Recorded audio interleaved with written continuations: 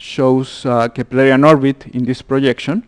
So from 2011 till 2012, you can see how this object has been stretched, and that is due to the tidal force of the black hole, and probably, but to a lower extent, to the hydrodynamical forces acting in, this is a cloud going through some medium that is not empty.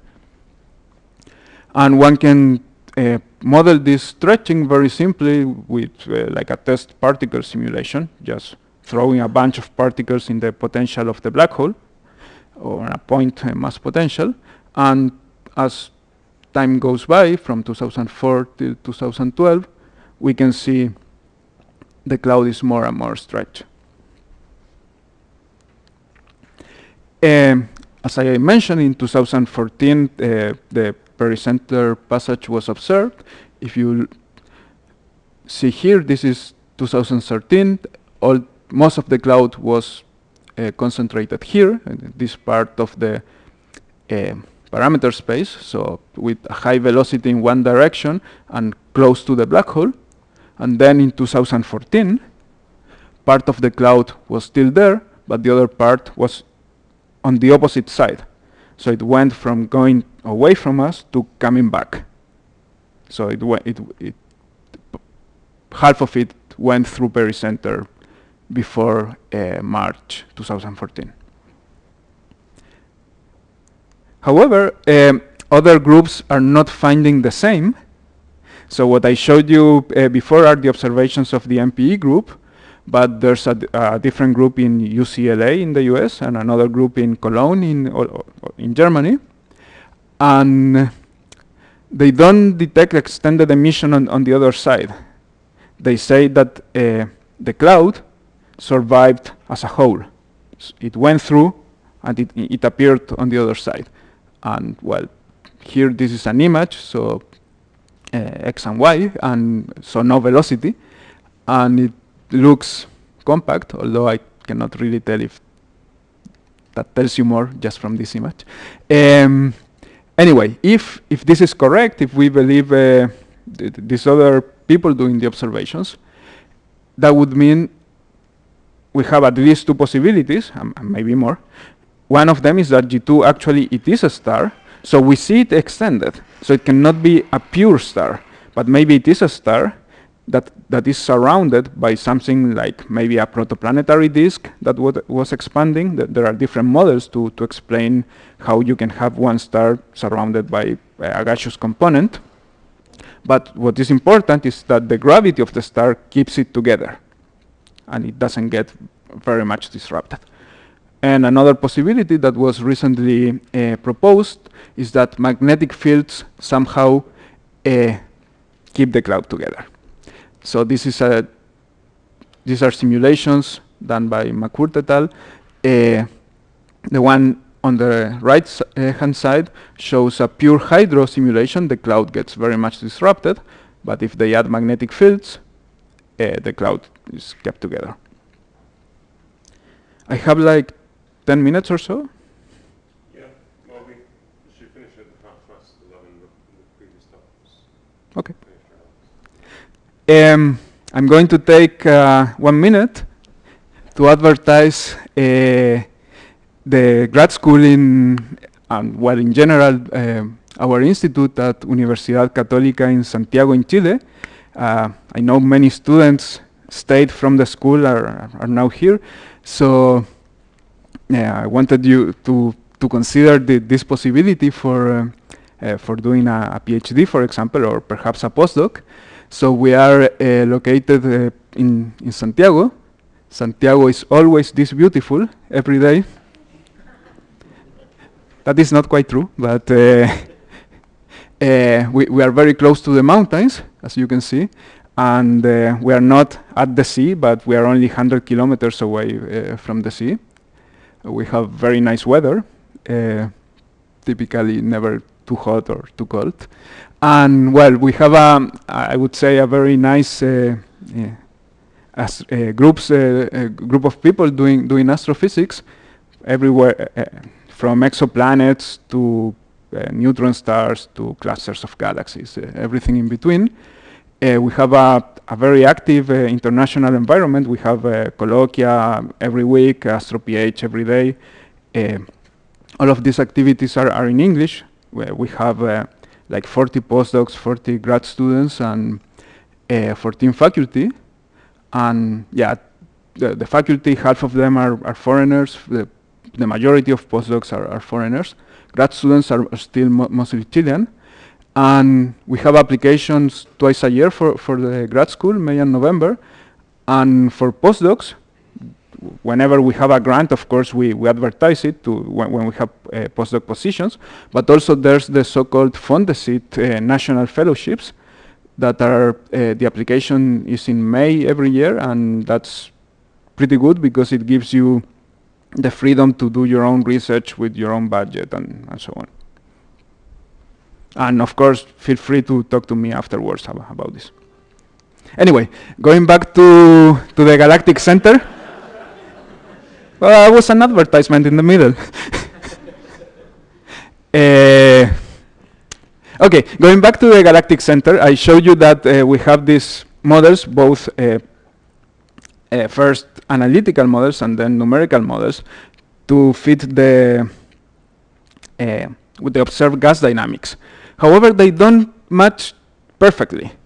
So the upper panel shows the density profile of the gas from a simulation, the black line. So this is the boundary radius, the stars are outside, and this line here is a fit to the X-ray data. So the density is more or less a good fit. However, the temperature, this is the temperature profile, the temperature in the inner part doesn't quite fit. So maybe it's a good idea to look for more ingredients that are missing in order to have a better match. And one of them that I briefly mentioned earlier is an outflow. There are many reasons to think that outflows are important in the galactic center. The first one, the most obvious one, is actually observational. If we take the X-ray data at the boundary radius at 1 arcsecond, which is 0.04 parsec, more or less, we expect an accretion rate of 10 to minus 5, 10 to minus 6 solar masses per year, something in that range. However, with radio observations, people can constrain the density of electrons very close to the black hole at scales of 10 Schwarzschild radii or so. And those observations imply a much lower accretion rate, 2 orders of magnitude or 3 orders of magnitude smaller, 10 to minus 8 solar masses per year. So somehow, the vast majority of the gas that is being captured at the boundary radius is not falling through the event horizon. It's being expelled. And, well, there are theoretical reasons for that. For example, I mentioned that if there is low density, the particles cannot get rid of their energy. So the particles are falling with too much energy, and they could be advected, but that's actually is prone to instabilities. And we could have convection, for example, or just well, outflows. And there's many papers exploring this. Recent X-ray observations also imply outflow, and well, in principle, if we have a variable accretion rate, like if there's inflow of clouds, these effects could be enhanced. So this is the accretion rate I showed you before from a simulation, from the previous simulation. And what I'm doing now in the latest models of the galactic center is, rather than accreting the gas that gets close to the black hole, I'm kicking it out. So that's a very crude way of modeling the effect of this possible outflow. As you saw, the vast majority of the gas that enters the boundary radius in nature, what we observe is that the vast majority of that gas doesn't enter. So in the simulation, I'm also not allowing it to enter. I'm kicking it out. And how fast I'm expelling the gas is, in principle, a free parameter. this is not a self-consistent model, not at all. So I tried different velocities. So for example, 2,000 kilometers per second, 5,000, 10,000. And as you can see, the higher the velocity, the smaller the accretion rate, rather the capture rate. This is the rate of gas entering the boundary radius that I'm not accreting, but I'm kicking out. And so for all these different simulations, I can get the profiles. So if I have a slow outflow, I actually get more density in the inner part, and the temperature doesn't change much. If I have fast outflows, fast and slow is compared with the escape velocity in the region of the inner accretion flow. If I have fast outflows, I have the red and purple lines. The density decreases a lot, and the temperature increases because, well, I'm injecting more energy in the system. There's a shock there. Unfortunately, none of these seem to fit any better the observational constraints. As you can see, those lines there are not better fit. Something I wanted to say, though, that I think is quite interesting, is that all these models give you more or less the same density and the same temperature at the boundary radius. However, the amount of mass that is being accreted by the black hole is very different. So it's not, one should not trust the boundary model so much. So if we observe a medium, we measure temperature and density, if we apply the boundary model, can be giving us a wrong answer, because of course we're not capturing all the physics with the boundary model. And to finish up, I wanted to show you a model in which the accretion flow produces an outflow which is an outburst. And this is motivated by the fact that the galactic center was more active in the past, in the recent past, a few hundred years ago. So let's assume that it was brighter, and also in a similar amount, it had a powerful outflow. So this is a simulation very similar to the one before. Matter is accumulating, and then there's an outflow. That cleans the inner region, then the outflow is off, and material starts accumulating again. I'm going to show it again now that you're paying attention. So this is the matter accumulating, then the outflow begins. There's a more empty region in the center, and matter starts to accumulate again. And this is something that could have happened in the last couple centuries. So I'm going to show you here the profiles before the outflow. Then when the outflow is working, the density is r to the minus 2. It goes down, and the temperature is higher because there's more energy in the system. And then once the outflow is off, there's an empty region in the center. The density is low.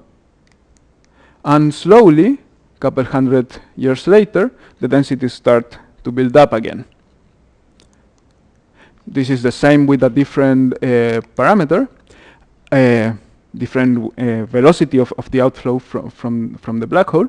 And, well, none of them really match very well the observations, but what I think is very interesting is that if this is correct, if this model is more or less resembling reality, what we are observing now in the galactic center is not a steady state. Not at all, not even in the sense of averaging over stellar orbits. We could be seeing the accretion flow still recovering from a past event. Okay, and well, my conclusions is that the galactic center provides us with a unique opportunity to model the feeding of a black hole. This is really unique that we see where the gas is coming from. This is like in an X-ray binary. But for supermassive black holes, that's typically not the case. We have to make some weird, well, not weird, but ad hoc assumptions for the gas origin. Here, no, we know where it's coming from. And well, we can build models, and we find that the accretion is variable on different timescales. We see formation of clumps, although that has to be revised. We expect outflows, and we included those in the models, and they show two things. One of them is that one cannot trust the Bondi model so easily, and also that we might be looking at the galactic center at a special time, not in a steady state, but doing something, recovering from something. Thanks.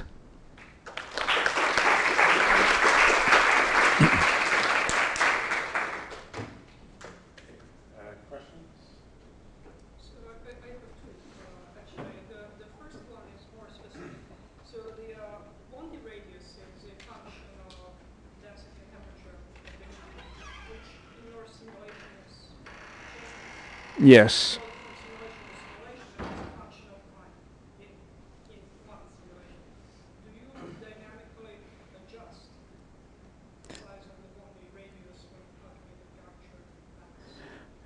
No. So the numbers I'm quoting for the Bondi radius is just looking at the hot gas. So the Bondi radius I give is given a temperature, if I remember correctly, of 10 to 7 Kelvin and a density of, I think, a few hundred particles per cubic centimeter. However, but you're right, in principle one could have that as a function of time.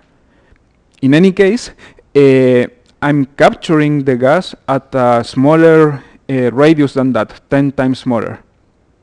So those, my sink radius in the simulation, where the gas is either captured or expelled, is roughly 10 times smaller than the physical average Bondi radius. So as long as there is no variation other than a factor of 10, you're saying? Yes. And my other question is, have you considered the model, so-called ADIOS model, which is related to ADA, but it stands for accretion density inflow outflow solutions. So it's something like ADA with added outflows. Yeah, so the numbers I'm using for the outflows, I mean the parameters I'm using for the outflows, are inspired by the ADIOS model. It's not that it's, The outflows yeah. based on estimates. Although I'm exploring a bit the parameter space. ADA or ADIOS? So ADAF is advection-dominated accretion flow, and that there's no outflow, just the particles falling in. And ADIOS is Another family of models that has outflows. accretion disk inflow-outflow solution. So for the outflows, I estimate the parameters using the ADIOS model. But it's not like I'm modeling that really, because it's subgrid physics in here. Any more questions? Just curious, from the observations of the X-ray flares, is there a well-defined duration of the high luminosity burst? I think they last like 1 hour, something like that. And can that be easily identified with your model of accretion? No. So he's asking me about the X-ray flares that are observed, I think roughly once a day, if you have the telescope pointing in that direction, and those are something happening much closer to the black hole.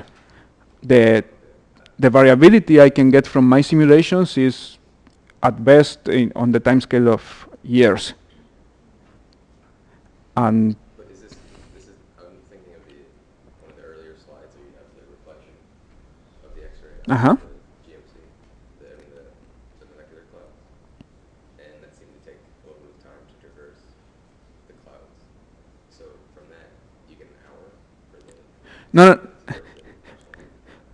no, from there so those were observations taken every few years, and that's so from the observation of the molecular clouds, we estimate that the galactic center was much brighter several hundred years ago, and maybe with some variability that but you can only resolve that up to decades, I guess, down to decades. And the X-ray flares is something you observe directly if you observe the black hole now, because the black hole is not completely quiescent. There is some luminosity, and that luminosity, which is 10 to 33 ergs per second rather than the past 10 to 39. So that luminosity of 10 to 33 jumps to 10 to 34 or 35, and those jumps happen once a day and last like 1 hour. But that has no relation with this. That's something probably related to magnetic reconnection events at the very vicinity of the black hole. Okay, so the high luminosity station happened 100 years ago. You don't know how long that was on. No, it must have been several decades at least. Okay. And that you know from looking at many molecular clouds around the black hole. I have a question as well. Okay, I like the simulation, but can you run it forward and predict future activity? Or do you think it's not robust enough? Yeah, I mean, in principle you could, but I wouldn't trust it. The process of clamp formation is very stochastic, and we're not even sure how true it is, in the sense that maybe the number of clamps is 10 times smaller. And also, even though I said that we know all the parameters for the stellar orbits, there is some uncertainty in the measured parameters, and mostly on how good they fit a disk. Is that disk warp? Are all the stars in one disk or in two disks? So there's still many things that you have to guess, and so one can only follow the simulations in a statistical sense. I cannot make a weather forecast. But if you could make predictions using a range of these conditions, then you could hope to find your estimates, I guess. Follow observations. The timescales are too long. I mean, I get variability on timescales of decades. So. Just wonder, is the accretion rate, just academic question of understanding the accretion rate we get, is it completely due to the weight of the stars? Yes. Or do you get some thermal instability and cold gas flowing in anyway? Well, I have no other gas source. All the gas in the simulation is due to the stellar winds. And in principle, I mean, of course, there's more gas in the galaxy, but the stellar winds are producing a pressure and an outflow from the inner parsec. So in principle, you don't need any extra gas to explain what we see.